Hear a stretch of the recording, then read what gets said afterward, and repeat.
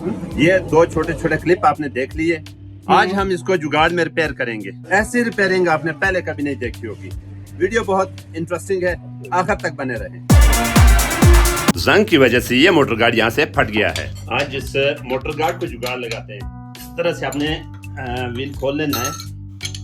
किसी भी चीज़ को खोलने के लिए उसका एक टेक्निकल तरीका होता है, इसलिए हम आपको ये टेक्निकल तरीके के तहत ये चीज़ें दिखाते हैं कि आपने किस चीज़ को किस तरह से खोलना है, किस तरह से उसको लूज़ करना है और किस तरह से वहाँ से उसको रिमूव करना है। अगर आप गलती करेंगे तो वहाँ आपको आपके ज़ख्मी होने के चांसेस बहुत ज़्यादा होते हैं, ताकि ये पता लग सके कि चाबी किस तरह से पकड़नी है और खोलना किस तरह से है। मोटर गार्ड को आपने इस तरह से खोल लेना है। इसके 4 बोल्ट होते हैं, इनको आपने खोल लेना है। इसके हमारे शाक का भी एक जो बोल्ट है वो टूटा हुआ है, उसका भी कुछ जुगाड़ करेंगे। सिंपली अगर आप फ्रंट मड गार्ड भी चेंज कर रहे हैं तो उसको आप इस तरह से चारों बोल्ट खोल कर, तो इसको आपने ये शाक इस तरह से घुमा कर उल्टी साइड करके तो आपने नीचे की तरफ मूव करना। शाक के बॉटम में ये जो बोल्ट वाली जगह है ये भी टूटी हुई, इसका भी जुगाड़ करते हैं।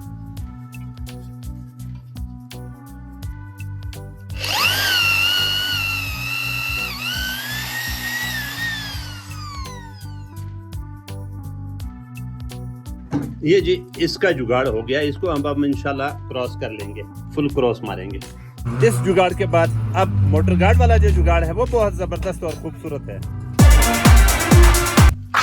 सबसे पहले हम मोटर गार्ड की मुतासरा जगह को अच्छे से जंग से थोड़ा साफ करेंगे और उसको सीधा करने की कोशिश करेंगे ताकि वो सीधाई में रहे। उसके बाद ये आम सा एक चादर का पीस है, लोहे का टुकड़ा है जो घर में हमें मिला है, उसको साफ करके उसको इस तरह से गोल करेंगे।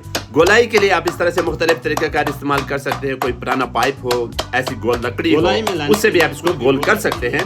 इसको आपने गोल करके तो इसको उसके हिसाब से काटना है।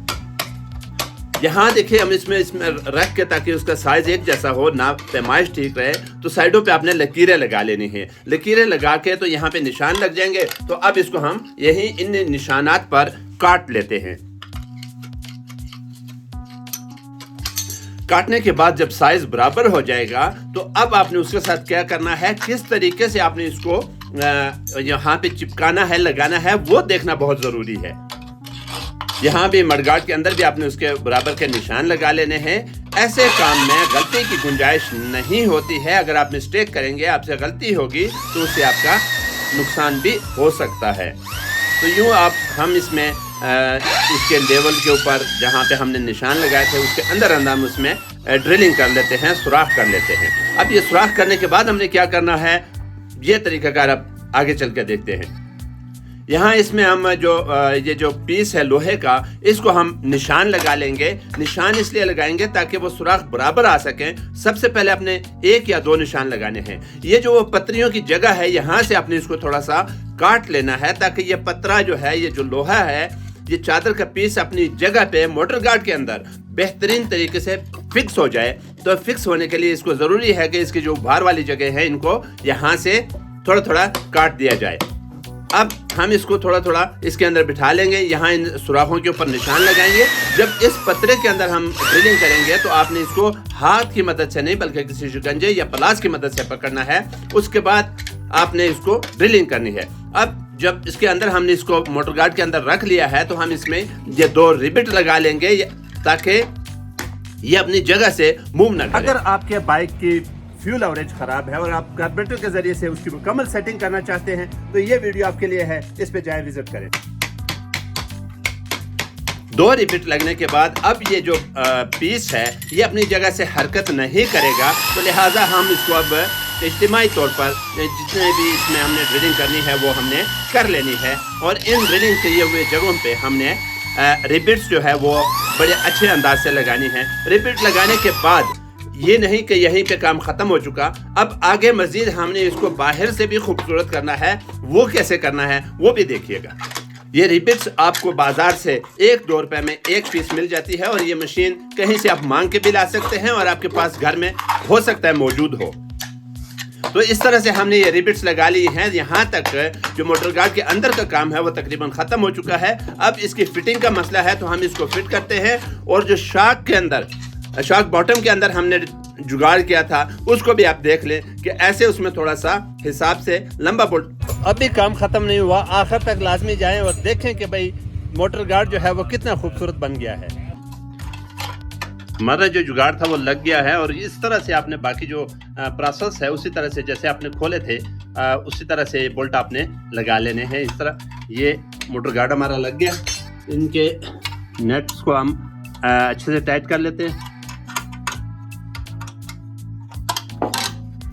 ویل فٹنگ میں آپ نے یہ خیال رکھنا ہے کہ جتنے پارٹس آپ نے کھولے تھے اتنے ہی لگانے ہیں تاکہ کوئی پارٹس یہاں پہ کوئی گوٹ بیرنگ کوئی چیز سیل وغیرہ باہر نہ رہ جائے. اس چیز کا آپ نے احتیاطاً خیال.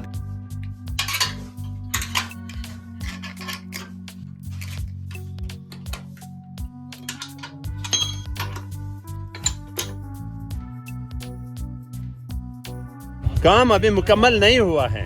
اندر کی جانب چونکہ ہم نے یہاں اس میں لوہے کی ایک پلیٹ لگا لی ہے اور باہر جو ہے وہ اسی طرح سے وہ زنگ آلود موٹر مڈ گارڈ باہر نظر آ رہا ہے, تو اس کو ہم کیسے ختم کریں. وہ اس کو آپ کہیں سے بھی کسی ڈنٹل کے پاس جائیں گے تو آپ اس کو کہیں گے کہ ہم مجھے تھوڑی سی پوٹنگ کی ضرورت ہے, تو آپ کو دے سکتا ہے, آپ بازار سے اس کو خرید بھی سکتے ہیں. تو پوٹین جو ہے وہ آپ نے اس طرح سے میں لگا کے جب خشک ہو جائے تو اس کو آپ نے ریگمال کی مدد سے پلین کر لینا ہے. پلین کرنے کے بعد یہ بالکل جب سطح ایک دوسرے کے برابر آ جائے گی تو اب آپ اس کے اوپر کیا کریں گے, اس کے اوپر آپ ایک اچھا سا اسٹیکر بھی لگا سکتے ہیں اور اس کے اوپر آپ اسی کلر کی اسپرے بھی کر سکتے ہیں, پینٹ کر سکتے ہیں, جو کہ بالکل اوریجنل حالت میں آپ کا یہ موٹر مڈ گارڈ آ جائے گا. اس طرح سے آپ بہت سارے یعنی 2000 سے 2500 تک کے روپے بچا سکتے ہیں بہت کم خرچ میں.